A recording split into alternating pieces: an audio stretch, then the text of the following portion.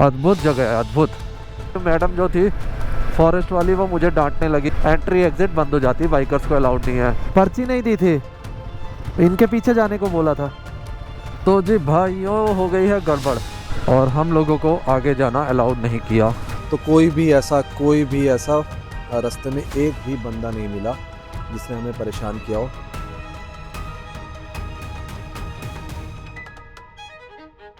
ये वाली सीट की वजह से 1.5 इंच के आसपास हाइट बढ़ गई है और इनके पैर जो है ना ज़मीन पर टच नहीं हो रहे।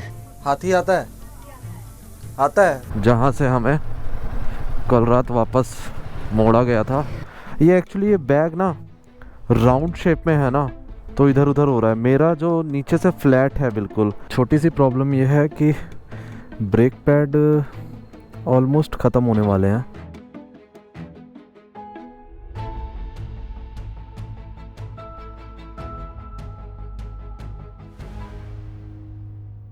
इसका ये जो है ना, ये अटकेगा, देख लो आप एक बार। वाह क्या बात है। ये इधर से गिरेगी। निकाल दी, धन्यवाद भैया। यहाँ पे रुके हुए थे हम साथ में, और ये भैया का है। बाइक भी अंदर पार्क हो गई थी। बाइक अगर आपके पास है तो बाइक अंदर पार्क हो जाती है। सीट निकाल रही है किरण जी।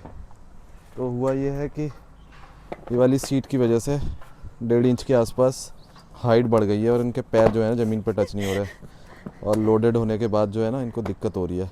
तो आज ये फैसला किया गया है कि ये सीट निकाल दी जाए और देखा जाए कि कितना कंफर्टेबल है। आगे की साइड करके रुको।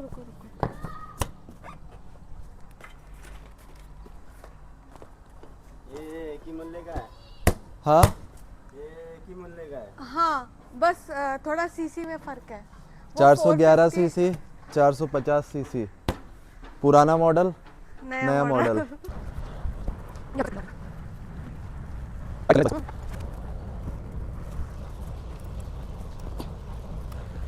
हाँ जी, गुड मॉर्निंग जी। कोहालपुर से आपका स्वागत है। तो कल के व्लॉग में आपने देखा होगा कि हम लोग बीरेन नगर यानी सुरखेत की तरफ जा रहे थे, और हमें फॉरेस्ट गार्ड ने आगे जाने नहीं दिया क्योंकि 8 बजे हम चेक पोस्ट क्रॉस कर रहे थे, और वो एक बहुत लंबा एरिया है जो बर्दिया नेशनल पार्क से होकर गुजरता है। पीछे 2 जगह हमने और बर्दिया नेशनल पार्क क्रॉस किया था, लेकिन ये वाला जो था लास्ट पैस था। तो यहाँ पे 6 बजे के बाद बाइकर्स को एंट्री नहीं है। तो अगर आप आ रहे हो तो आप प्लान इसी हिसाब से करो कि 6 बजे जो है ना वो ये सारी चेक पोस्ट क्रॉस कर लो, और डेस्टिनेशन तक पहुँचने का टारगेट ही आप 6 बजे का रखो। अदरवाइज़ यहाँ पे फॉरेस्ट एरिया है और वहाँ पे बाइकर्स को रात में अलाउड नहीं है। कैसी थी कल की राइड? कल की अच्छी थी। अगर हमें बस अलाउ कर देते तो ज़्यादा अच्छी होती ना, मतलब थोड़ा सा थ्रिल भी होता उसमें। लेकिन ठीक है, वो हमारी सेफ्टी के लिए सही था, क्योंकि कई मामले आ चुके हैं कि टाइगर ने अटैक किया है। अच्छा वहाँ रोक ही लिया, अदरवाइज कब क्या होता। पूरा जंगल एरिया और बहुत लंबा है वो, और रात के 8 साढ़े 8 बजे इतने अंधेरे में जाना तो हमारे लिए भी सेफ नहीं था। हमारी सेफ्टी के लिए खैर ये सब है। तो हम यहाँ पे इस गेस्ट हाउस में आ गए थे। मैंने आपको दिखा देता हूँ, मध्य पश्चिम गेस्ट हाउस। ये मेन हाईवे है इधर बाहर, और इधर से बस जस्ट अंदर आके हमने अपना सामान पूरा पैक कर लिया है। और ये देखो किरण ने चालान से बचने के लिए क्या तरीका सॉक्स लगा रखे हैं फॉग लाइट में। पर बहुत यूजफुल है यार। यूज़फुल तो है, रात में बहुत यूज़फुल है, क्योंकि इसकी जो नॉर्मल लाइट्स है वो उतना असर नहीं करती हैं।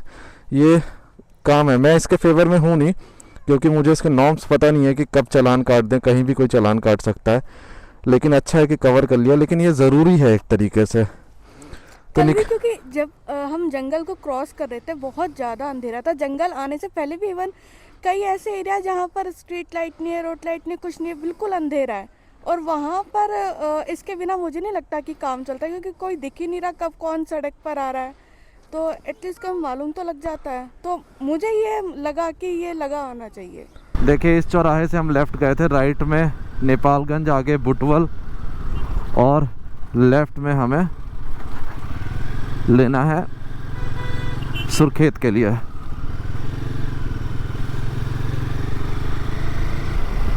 यहाँ पे रात में हमने चाय पी थी, ये शॉप पे। और शॉप वाली दीदी बता रही थी कि टाइगर यहाँ तक आ जाता है। फटाफट यहाँ से पहुँचेंगे अब सीधे फॉरेस्ट की चेक पोस्ट पे, जो कि करीब 10 किलोमीटर है।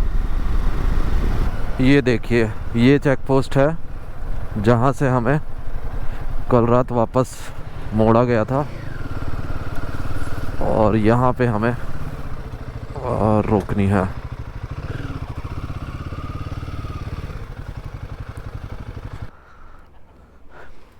ये लो, मेरा लाइसेंस नंबर ये है 5।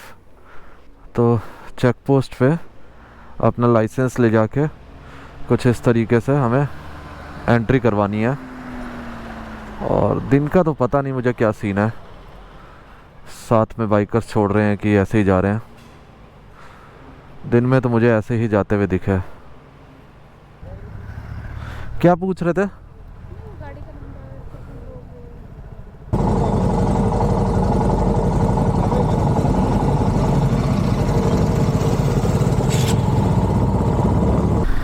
बर्दिया नेशनल पार्क का ईस्टर्न इलाका है ये। इस वक्त तो काफ़ी रौनक है। इस वक्त तो किसी जानवर के रोड पे आने का सवाल ही नहीं पैदा होता। बर्दिया नेशनल पार्क के जो बाकी जगहों पे हम एंटर हुए, वहाँ पे एक एग्ज़िट पॉइंट था, लेकिन इसमें ऐसा कोई एग्ज़िट पॉइंट आया नहीं है। इसमें केवल एंट्री पॉइंट आया था, और इन्होंने हमें कोई रिसीट भी नहीं दी है जो हमें आगे दिखानी है। तो इसका मतलब केवल ये हो सकता है कि यहाँ पे केवल एंट्री होती हो, और फिर ये सीधे सुरखेत को कनेक्ट करता है रास्ता। पहाड़ भी ऐसे कोई बहुत टफ टेरेन नहीं है, नॉर्मल पहाड़ है छोटे अभी फ़िलहाल। तो अगर आप सोच रहे हैं कि बहुत ही ऐसा कोई डिफ़िकल्ट टेरेन है, अभी तक ऐसा नहीं है। बिल्कुल नॉर्मल है, अच्छी सड़क है, दोनों तरफ पहाड़ है।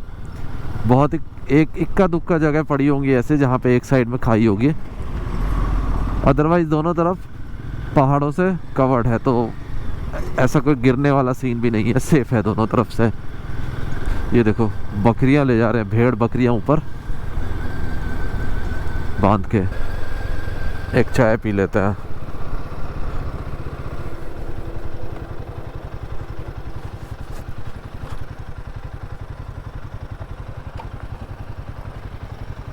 ये बैग फिक्स करना पड़ेगा।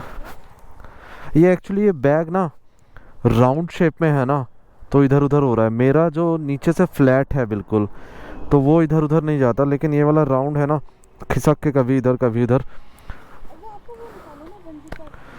बंजी कॉर्ड अब बीरेन नगर जाके करेंगे, वहाँ तक चल जाएगा। ये कल के लिए लेकिन सिस्टम ठीक नहीं है। कल जैसे हम बहुत ऑफ रोड पे जाएंगे, तो कल के लिए सिस्टम बहुत गड़बड़ है।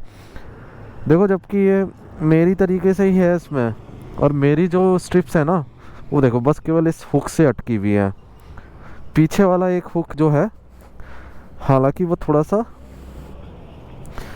ये देखो ऐसा, ये भी ठीक है आज, अदरवाइज़ ये यहाँ से बाहर निकल रहा था। ये देखिए, ये पहले तो इन्होंने थोड़ी देर पहले कहा था कि हम कहीं रुकेंगे नहीं, और अब बैठ के समोसा दबा रहे। आपको खाना है फिश के पकौड़े? ये चना अंडा, मैंने तो भाई पहली बार सुना है चना अंडा।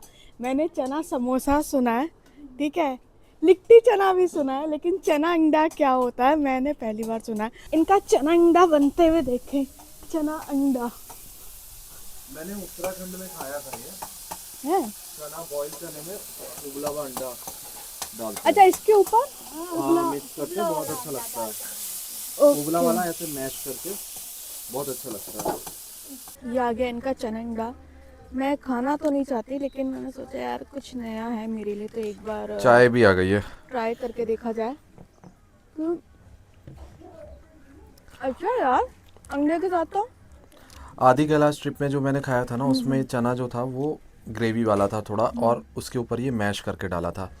लेकिन यहाँ नेपाल में थोड़ा सा डिफरेंट है। बस अच्छा है, अच्छा है, बहुत अच्छा, बढ़िया। मेरे लिए नया है, मैंने पहली बार ट्राई किया और मुझे बहुत पसंद आया। यहाँ पे टाइगर आता है क्या? आता है टाइगर यहाँ पे? बाघ नहीं आता? हाथी आता है? आता है, कब दिखता है? और आपको रात में आता है क्या?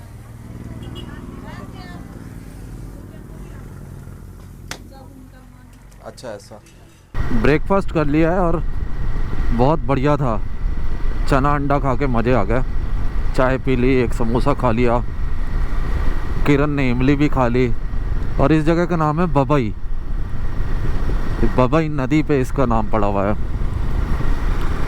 बस ये जो जितना जहाँ पे चाय पी है बबई में, उतना ही बस पैच जो होगा 1 किलोमीटर का मुश्किल से प्लेन था। अब दोबारा हम घाटी से पहाड़ की तरफ चढ़ रहे हैं। ओ यार क्या हो रहा है ऊपर। तार पे 2 लोग लटके हुए हैं और कुछ कर रहे हैं, काम कर रहे हैं। बहुत हाइट थी और रस्सी से बंधे हुए हैं नीचे से। कितना रिस्की काम है।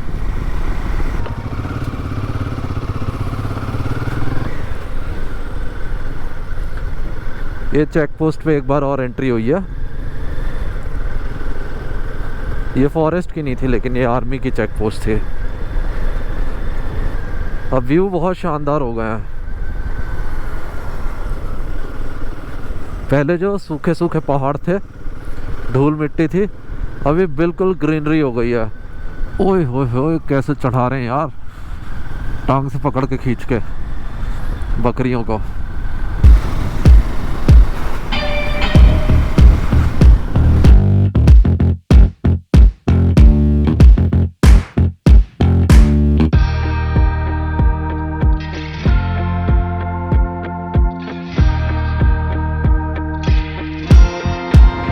एक बहुत ही खूबसूरत पुल आया है, भेरी पुल। Very very beautiful.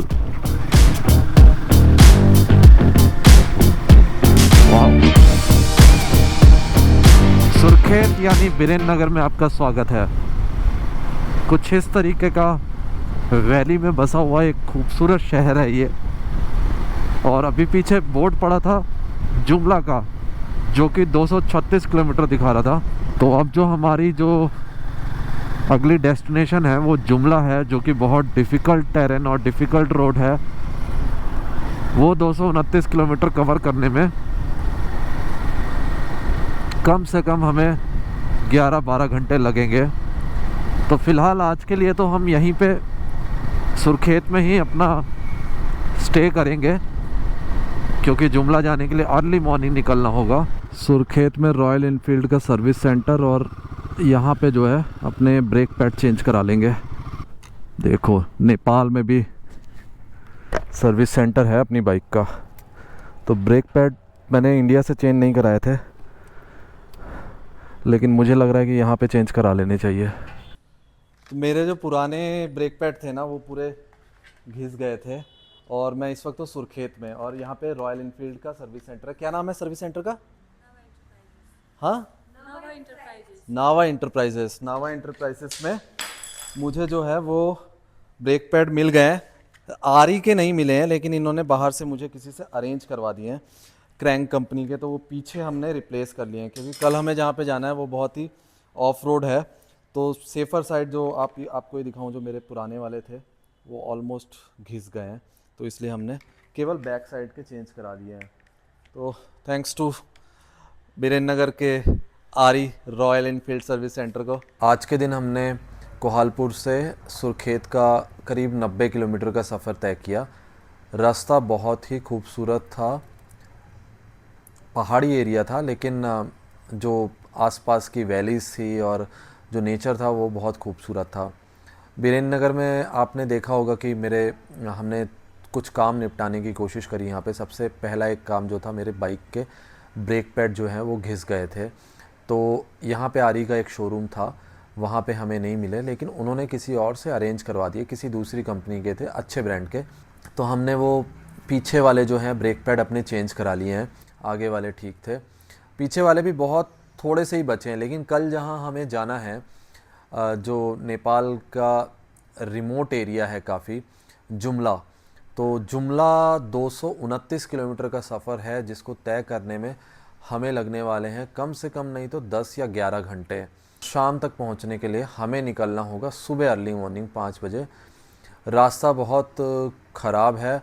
अगर आप गूगल में सर्च करेंगे करनाली हाईवे, तो आपको पता चल जाएगा कि उसको नेपाल की मोस्ट डेंजरस रोड भी बोलते हैं। जुमला में भी आगे हम कुछ रिमोट एरिया में अपनी बाइक को ले जाने की कोशिश करेंगे। ये सिचुएशन पे डिपेंड करता है कि रास्ता कैसा है और किरण मेरे साथ है वो किस तरीके से उस सिचुएशन को डील करती है।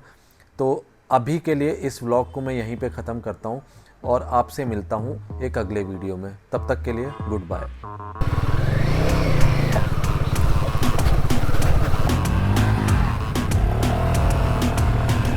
अरे क्या कर रही हो?